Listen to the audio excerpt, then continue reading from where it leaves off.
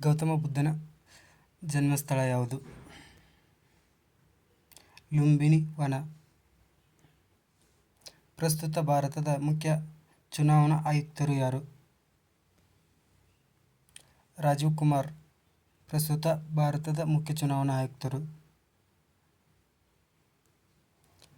ಹೂವಿನ ಬಣ್ಣಕ್ಕೆ ಕಾರಣವಾದದ್ದು ಏನು? ಹೂವಿನ ಬಣ್ಣಕ್ಕೆ ಕಾರಣವಾದದ್ದು ಮೈಟೋಕ್ರೋಮ್ಸ್.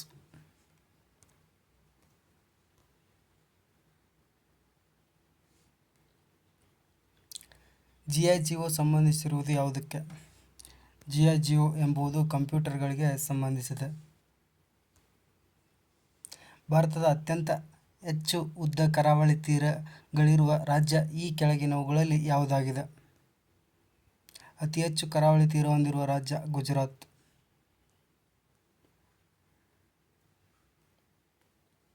ಭಾರತದ ಮೊದಲ 100% ಇಂಗಾಲದ ತಟಸ್ಥ ಆಸ್ಪತ್ರೆಯನ್ನು ಯಾವ ನಗರದಲ್ಲಿ ಉದ್ಘಾಟಿಸಲಾಯಿತು? ಬೆಂಗಳೂರಿನಲ್ಲಿ ಉದ್ಘಾಟಿಸಲಾಯಿತು.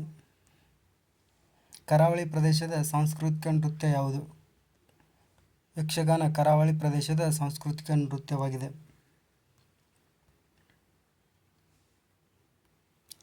ಮೆಕ್ಸಿಕೋ ದೇಶದ ಅಧ್ಯಕ್ಷರಾಗಿ ಯಾರು ಆಯ್ಕೆಯಾಗಿದ್ದಾರೆ? ಪ್ರಸ್ತುತ ಮೆಕ್ಸಿಕೋ ದೇಶದ ಅಧ್ಯಕ್ಷರಾಗಿ ಕಾನ್ಲೆ ಶೈನ್ ಬಾಮ್ ಇವರು ಆಯ್ಕೆಯಾಗಿದ್ದಾರೆ. ಚಾಂಗ್-ಇ 6 ನೌಕೆ ಯಾವ ದೇಶಕ್ಕೆ ಸಂಬಂಧಿಸಿದೆ? ಚಾಂಗ್-ಇ 6 ನೌಕೆ ಇದು ಚೀನಾ ದೇಶದ್ದು. ಪ್ರಾಜೆಕ್ಟ್ ಎಲಿಫೆಂಟ್ ಯಾವ ವರ್ಷದಲ್ಲಿ ಜಾರಿಗೆ ಬಂದಿತು? 1991-92ರಲ್ಲಿ ಪ್ರಾಜೆಕ್ಟ್ ಎಲಿಫೆಂಟ್ ಜಾರಿಗೆ ಬಂದಿತು.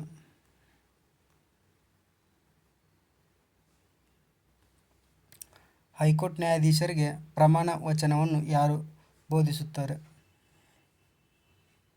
ರಾಜ್ಯಪಾಲರು. ಕೆಳಗಿನವುಗಳಲ್ಲಿ ಯಾವುದು ಕರ್ನಾಟಕದ ಜೈವಿಕ ವೈವಿಧ್ಯತೆಯ ಪರಂಪರೆಯ ತಾಣವಲ್ಲ? ದೊಡ್ಡ ಆಲದ ಮರ.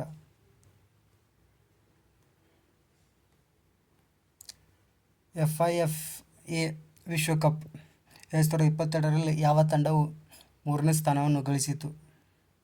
ಕ್ರೊಯೇಷಿಯಾ.